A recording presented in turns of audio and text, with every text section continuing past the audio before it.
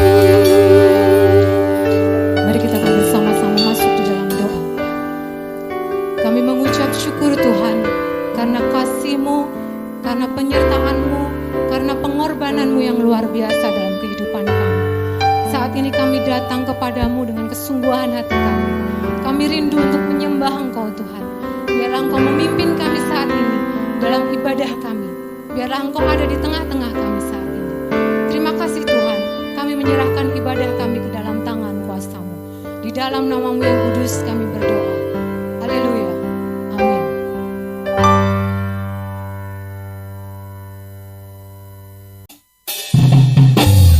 Kita akan bersuka-cita. Kita akan memuji Tuhan karena kita saling bersaudara. Pujian kita bersama.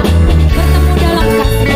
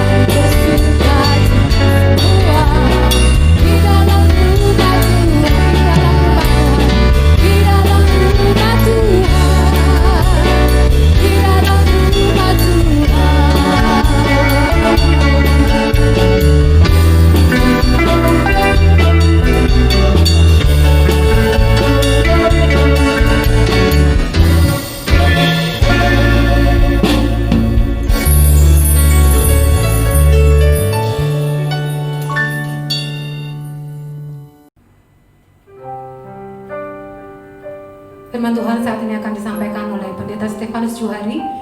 Dan ayat firman Tuhan diambil dari Kisah Para Rasul pasal yang kelima, ayat yang ke-11, 1 sampai dengan ke-11. Begini firman Tuhan. Ananias dan Safira. Ada seorang lain yang bernama Ananias.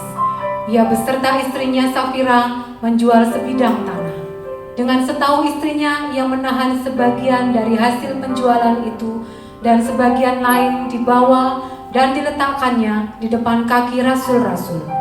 Tetapi Petrus berkata, Ananias, mengapa hatimu dikuasai iblis, sehingga engkau mendustai Roh Kudus dan menahan sebagian dari hasil penjualan tanah itu? Selama tanah itu tidak dijual, bukankah itu tetap kepunyaanmu? Dan setelah dijual, bukankah hasilnya itu tetap dalam kuasamu? Mengapa engkau merencanakan perbuatan itu dalam hatimu? Engkau bukan mendustai manusia, tetapi mendustai Allah. Ketika mendengar perkataan itu, rebahlah Ananias dan putuslah nyawanya. Maka sangatlah ketakutan semua orang yang mendengar hal itu. Lalu datanglah beberapa orang muda. Mereka mengapani mayat itu, mengusungnya keluar dan pergi menguburnya.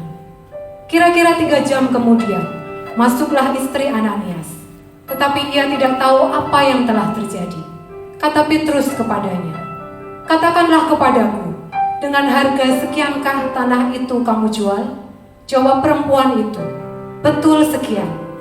Kata Petrus, Mengapa kamu berdua bersepakat untuk mencobai roh Tuhan? Lihatlah, orang-orang yang baru mengubur suamimu berdiri di depan pintu, dan mereka akan mengusung engkau juga keluar. Lalu rebahlah perempuan itu seketika itu juga di depan kaki Petrus, dan putuslah nyawanya. Ketika orang-orang muda itu masuk, mereka mendapati dia sudah mati. Lalu mereka mengusungnya keluar dan menguburnya di samping suaminya. Maka sangat ketakutanlah seluruh jemaat dan semua orang yang mendengar hal itu.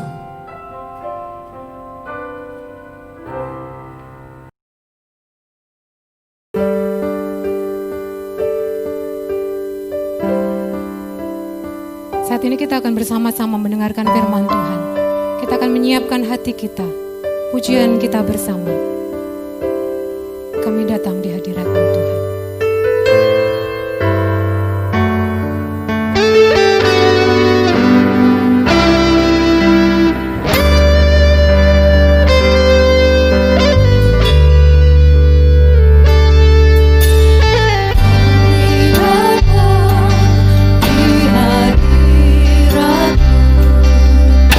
Menikmati kasih-Mu.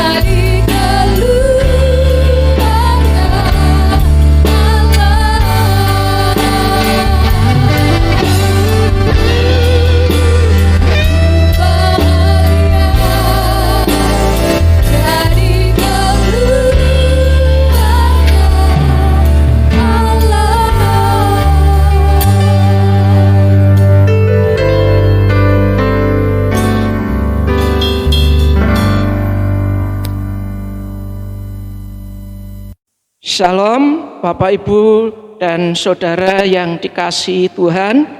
Kita kembali melakukan ibadah dengan tetap dari rumah saja. Tetapi saya yakin bahwa ibadah kita tidak akan mengurangi berkat yang Tuhan siapkan bagi kita masing-masing. Untuk itu mari kita tunduk kepala dan kita berdoa supaya firman Tuhan sungguh-sungguh menjadi berkat di dalam kehidupan kita. Bapa di surga, terima kasih Engkau berkenan menolong kami saat ini. Kami siap diberkati melalui firman Tuhan. Oleh karena itu kami mohon Engkau mengampuni segala kekurangan dan kelemahan kami. Dalam namamu Tuhan Yesus kami berdoa. Amin.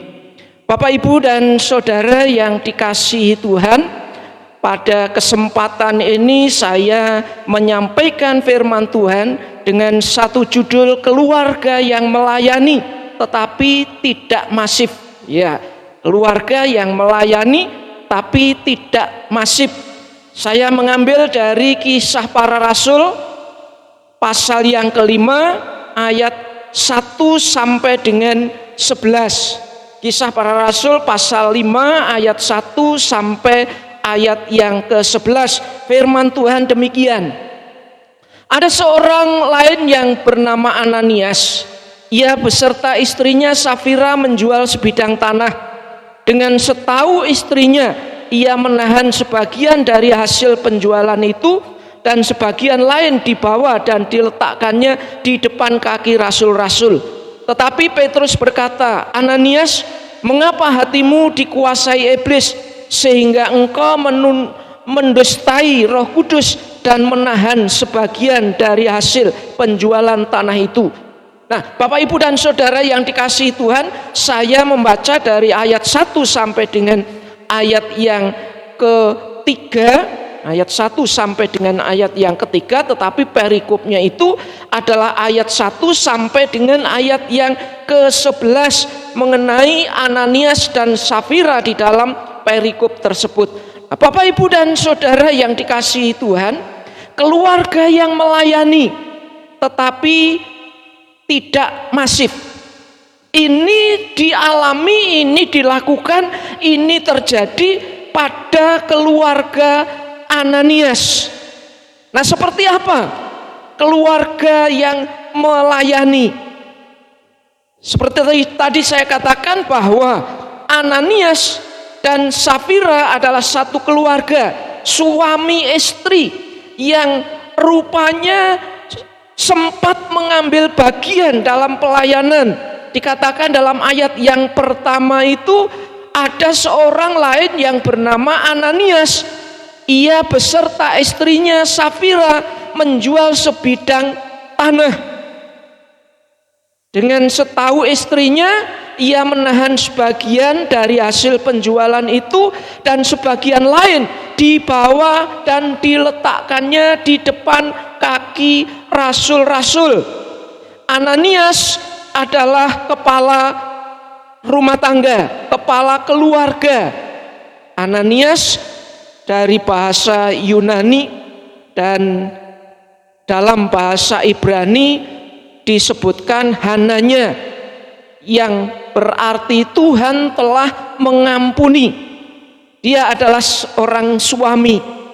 Kemudian istrinya bernama Safira dalam bahasa Ibrani dan Safira dalam bahasa Yunani, atau dalam bahasa Arab ya Safira itu berarti cantik. Ya, sebagai seorang istri. Nah, Safira dan Ananias dan Safira adalah satu keluarga, dan bentuk pelayanan yang dilakukan oleh mereka adalah mereka menggunakan kekayaannya untuk pekerjaan Tuhan. Boleh dikatakan mereka penyandang dana atau penyedia dana untuk melaksanakan pekerjaan Tuhan melalui para rasul karena mereka mempersembahkan hasil penjualan ladangnya.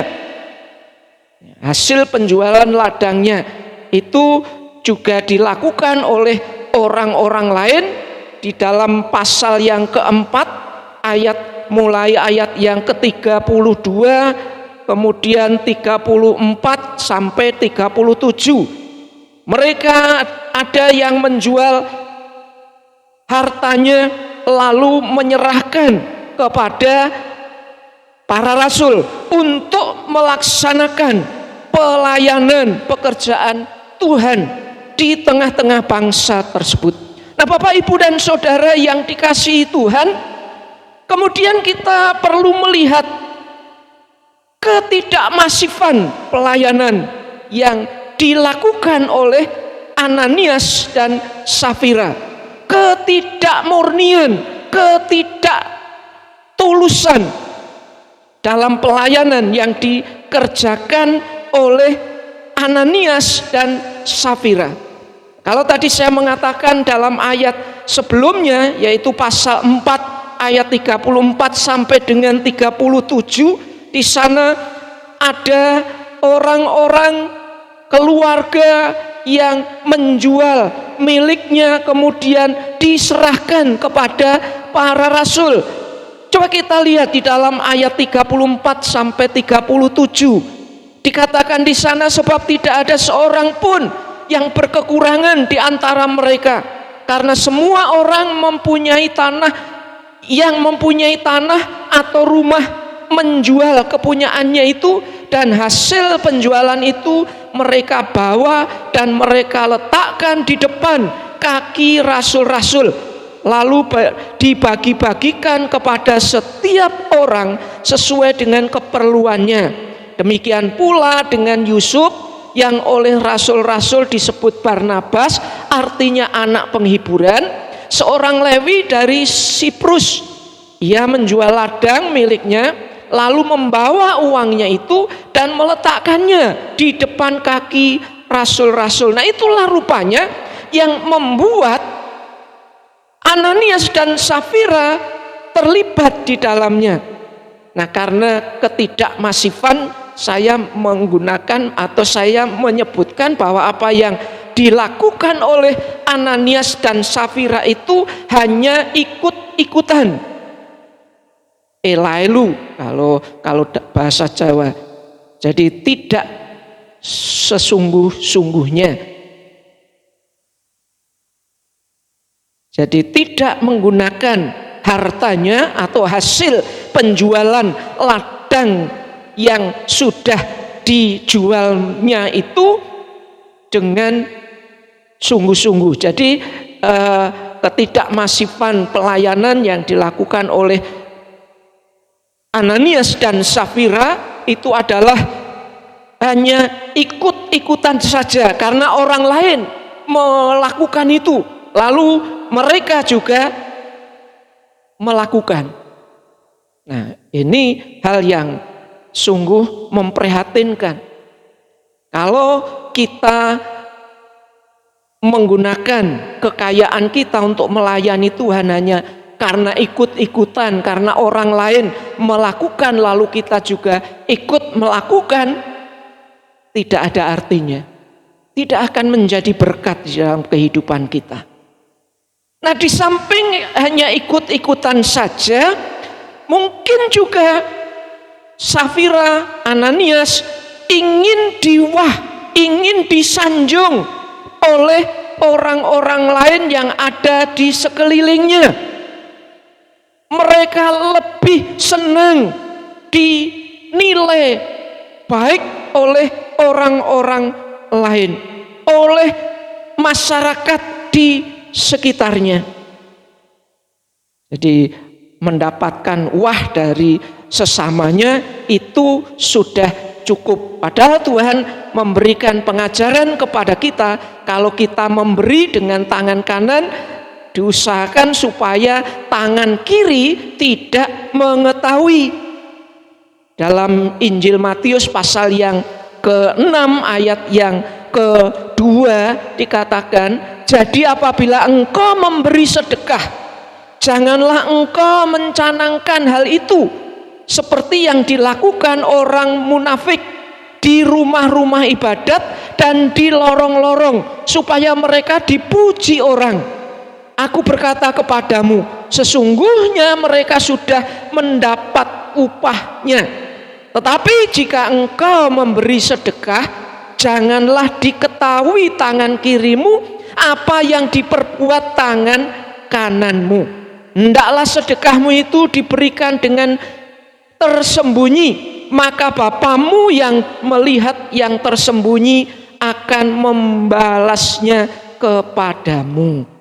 Bapak, Ibu, dan saudara yang dikasihi Tuhan, jikalau kita menggunakan milik kita untuk mengambil bagian dalam pelayanan pekerjaan Tuhan, tidak usah kita memberitahukan, tidak usah kita mencanangkan di depan umum, ini loh saya sudah menjalankan perintah Tuhan, mempersembahkan yang saya miliki, mempersembahkan kepada Tuhan apa yang Tuhan berikan kepada saya. Tidak perlu, karena Tuhan mengatakan apa yang dibuat tangan kananmu supaya tidak diketahui oleh tangan kirimu.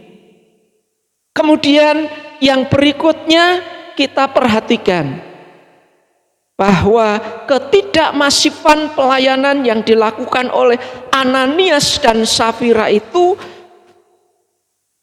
menggunakan kekayaannya, menggunakan harta miliknya dengan tidak ikhlas.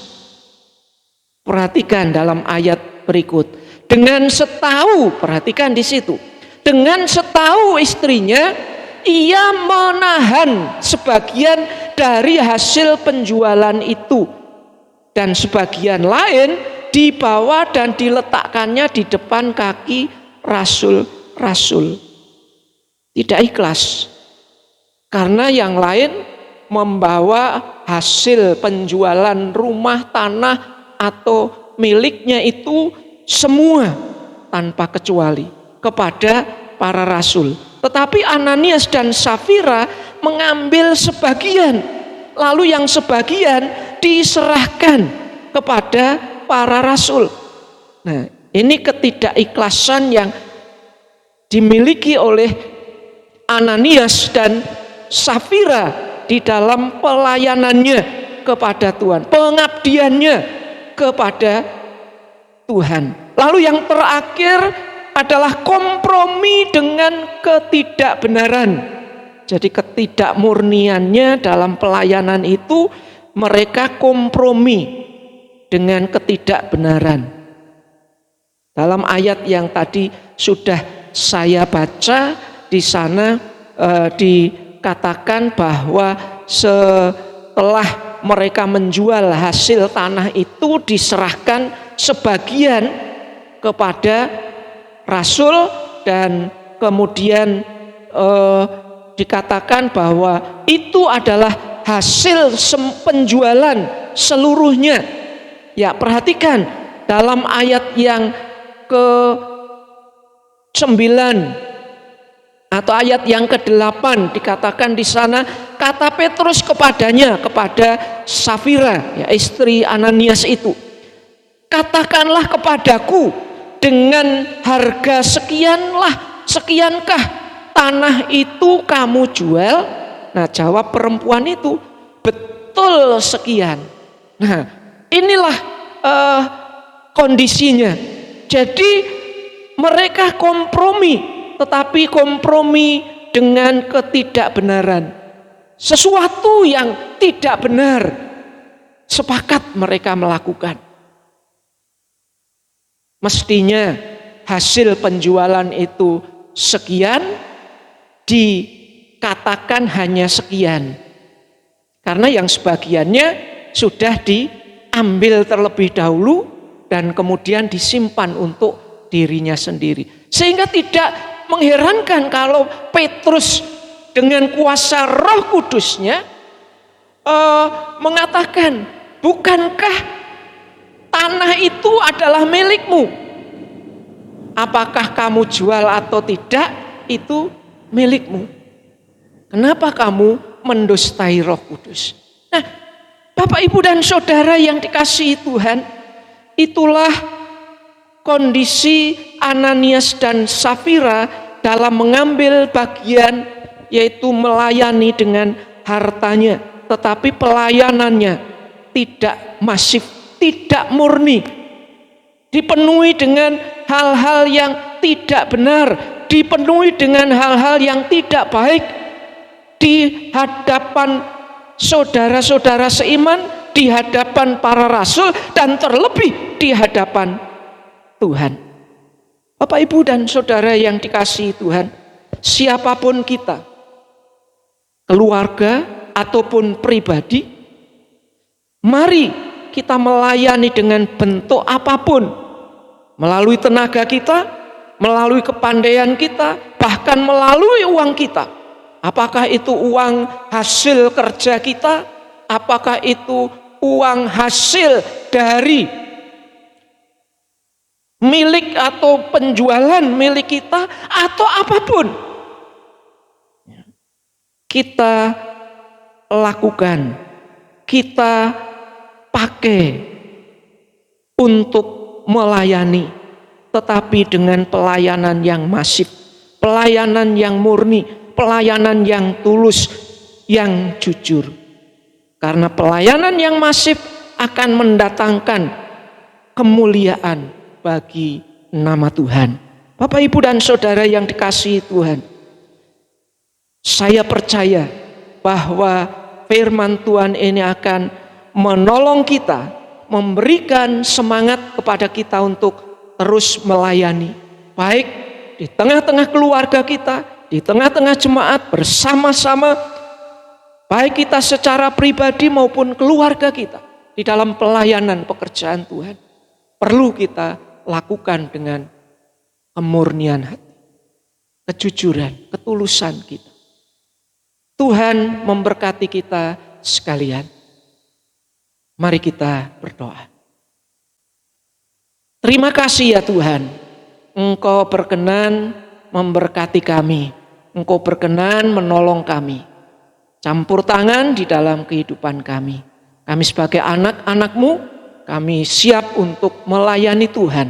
Tolonglah supaya kami terhindar dari pelayanan seperti yang dibuat oleh keluarga Ananias. Melayani tetapi tidak dengan masif. Karena masih juga terpengaruh untuk memiliki sebagian dari apa yang seharusnya diserahkan kepada Tuhan untuk pekerjaan Tuhan. Terima kasih ya Tuhan Yesus, Engkau tolong hidup dan kehidupan kami, supaya kami boleh melakukan pelayanan pekerjaan Tuhan, apapun itu bentuknya, dengan jujur dan murni. Terima kasih Bapa di surga, terima kasih Engkau ampuni segala dosa dan kesalahan, kekurangan, kelemahan kami. Hanya di dalam nama Yesus Tuhan dan Juru Selamat kami yang hidup, kami berdoa. Amin.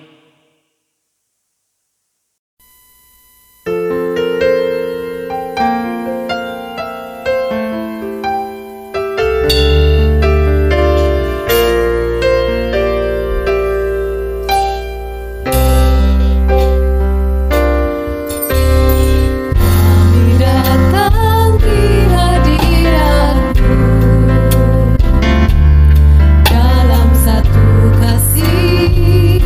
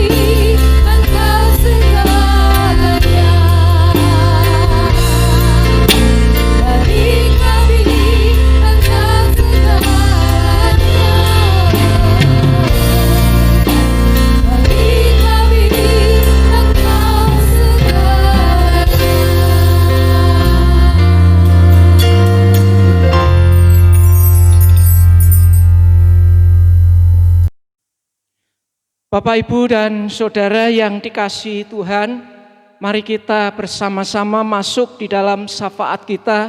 Kita akan berdoa untuk bangsa dan negara kita. Kita berdoa untuk gabungan Gereja Baptis Indonesia. Kita berdoa untuk gereja di mana kita bergabung. Mari kita tunduk kepala dan berdoa. Kepadamu Bapa di surga, kami datang dengan segala ucapan syukur oleh karena kasih dan kemurahan-Mu yang Kau nyatakan dalam hidup dan kehidupan kami anak-anak-Mu. Saat ini Bapa, kami datang dengan segala kerendahan hati, kami ingin menyerahkan bangsa dan negara kami. Ya Tuhan, dalam situasi yang terjadi seperti sekarang ini, banyak saudara kami yang terpapar virus corona. Tuhan, Kau akan tolong supaya bangsa kami diberi kekuatan, dihindarkan dari bahaya ini.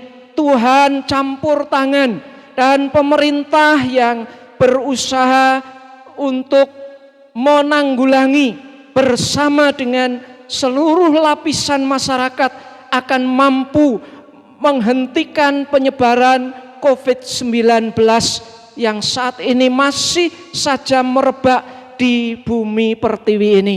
Bapa di surga, kepadamu kami percaya bahwa Engkau yang akan memberikan kepada kami, bangsa Indonesia, bangsa kami akan segera terlepas dari kondisi yang dialami dengan hal-hal yang sungguh tidak menyenangkan karena virus yang menyebar. Bapa di surga, kepadamu kami juga terus berdoa untuk saudara-saudara kami yang terpapar, karena sampai dengan saat ini tidak kurang dari 50.000 terpapar COVID-19. Kami bersyukur karena mereka yang sembuh lebih dari 20.000. Dan kami juga berdoa untuk mereka yang meninggal. Tuhan menolong keluarga yang ditinggalkan. Tuhan memberi kekuatan penghiburan kepada mereka. Terima kasih ya Tuhan Yesus. Kami percaya bahwa Engkau akan campur tangan untuk mengatasi COVID-19 ini. Dan pemerintah yang menerapkan berbagai aturan untuk menghentikan penyebaran virus corona ini akan berhasil. Terima kasih Bapa di surga. Kami juga terus berdoa untuk para pemimpin di dalam bersama-sama dengan masyarakat negeri ini akan mampu memimpin kami, membawa kami ke dalam kehidupan yang lebih baik ke depan. Terima kasih ya Tuhan Yesus. Demikian juga saat ini kami berdoa untuk gabungan Gereja Baptis Indonesia. Kami berdoa untuk pengurus BPN dan juga BPD. Kami berdoa untuk pengurus yayasan, baik Yayasan Baptis Indonesia maupun Yayasan Rumah Sakit Baptis Indonesia. Kami berdoa untuk semua hamba Tuhan yang ada di dalamnya. Tuhan memberkati, Tuhan menolong, sehingga melalui lembaga-lembaga ini, pekerjaan Tuhan melalui umat Baptis Indonesia akan terus bertumbuh berkembang. Gereja-gereja Baptis Indonesia diberkati Tuhan. Hamba-hamba Tuhan yang melayani di dalamnya juga diberkati oleh Tuhan. Bapa di surga, kami juga menyerahkan kepadamu Tuhan untuk Gereja Baptis Indonesia Kisik Trono. Kiranya Tuhan berkenan campur tangan, Tuhan berkenan menolong, Tuhan memberkati dengan program-program yang walaupun mungkin tertunda karena kondisi. Tuhan juga memberkati. Seluruh sidang jemaat diberkati oleh Tuhan. Demikian juga untuk saudara-saudara kami yang menderita sakit, baik yang ada di rumah maupun yang ada di rumah sakit, dirawat di rumah sakit, dan juga yang sedang pemulihan. Tuhan campur tangan, Tuhan menolong, Tuhan memberkati. Saudara-saudara kami yang sudah lanjut usia juga diberikan kekuatan, kesehatan. Terlebih dalam kondisi sekarang ini. Ya Tuhan, kami berdoa untuk anak-anak yang masih di bangku pendidikan. Tuhan tolong supaya mereka pun boleh menikmati pendidikan dengan baik walaupun harus tetap ada di rumah sementara waktu. Tuhan, kami serahkan semuanya ke dalam tangan kuasa-Mu. Demikian juga untuk saudara-saudara kami yang harus menjalani perawatan di rumah sakit. Ibu Ngajio, Tuhan berkenan menolong, Tuhan berkenan memberkati. Demikian juga untuk saudara kami yang menantikan kelahiran bayinya, Tuhan berkenan juga memberkati. Ibu Yani Supriyanto, demikian juga untuk saudara kami yang akan menikah, merencanakan pernikahannya di kondisi yang ada saat ini. Tuhan memberkati saudara Tika dan Nesa. Terima kasih Tuhan, terima kasih. Kami percaya bahwa Engkau juga terus memberkati setiap usaha pekerjaan yang dilakukan oleh anak-anak-Mu. Tuhan memakai usahanya, pekerjaannya menjadi sarana untuk mencukupi kebutuhan hidup mereka. Terima kasih ya Tuhan Yesus. Demikian juga untuk saudara-saudara kami yang minggu ini berulang tahun. Tuhan campur tangan, Tuhan menolong, Tuhan yang sudah menambahkan usia mereka, Tuhan juga yang akan menambahkan berkat kepada mereka. Terima kasih Bapa di surga. Kami percaya Engkau akan terus campur tangan atas hidup dan kehidupan kami anak-anak-Mu.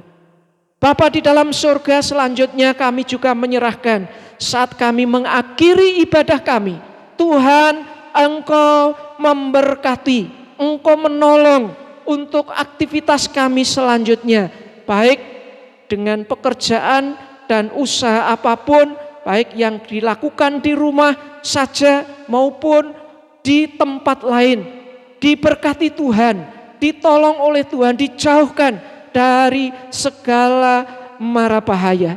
Terima kasih Tuhan Yesus, kami menyerahkan untuk selanjutnya hidup dan kehidupan kami ke dalam tangan kuasa-Mu. Di dalam nama Tuhan Yesus Juru Selamat dan Penebus dosa kami berdoa. Amin.